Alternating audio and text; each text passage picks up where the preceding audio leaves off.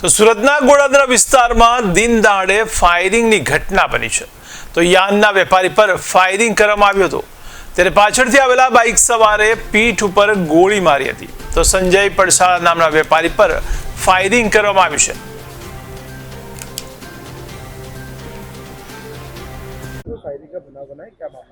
आज सुबह 10:15 के आसपास सूरत शहर के गोड़ादरा पुलिस स्टेशन विस्तार में जो नारायण नगर खाड़ी विस्तार है वहाँ पे एक घटना बनी थी, जिसमें विक्टिम संजय भाई परसाड़ा करके है।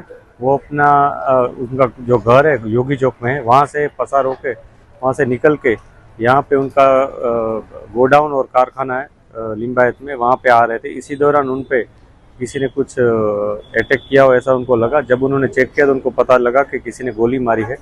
गोली उनके पीठ में लगी हुई है। अभी उनकी मेडिकल जांच जारी है और ऑपरेशन भी जारी है।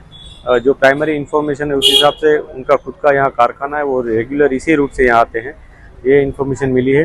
इसके अलावा कुछ सीसीटीवी भी मिले हैं, उसको हम फॉलो कर रहे हैं। और दूसरे हमारे ह्यूमन रिसोर्स है उसके ऊपर भी हम कामगिरी करके जल्द से जल्द आरोपी पकड़ा जाए वो हम कर रहे हैं।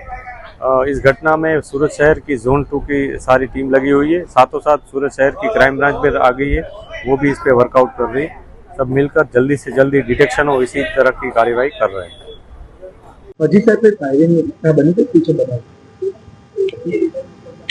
संजयभाई પડસારા કરીને એક સરથાણાનો યુવક છે જે યાનના વેપારી છે। એ અહીંયા નારાયણનગર ખાડી પાસેથી પસાર થતા હતા, દરમિયાન પાછળથી એને કોઈ ફટાકડા જેવો અવાજ આવેલો, એટલે અહીંયા એને નીચે ઉતરીને જોયું, તેની પીઠ પાછળ ઈજા હતી।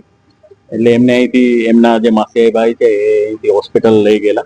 ત્યાં લઈ ખબર પડેલી કે એમના પીઠ પાછળ ગોળી વાગેલી છે, જે સંબંધે એનું હાલ ઓપરેશન ચાલી રહ્યું છે।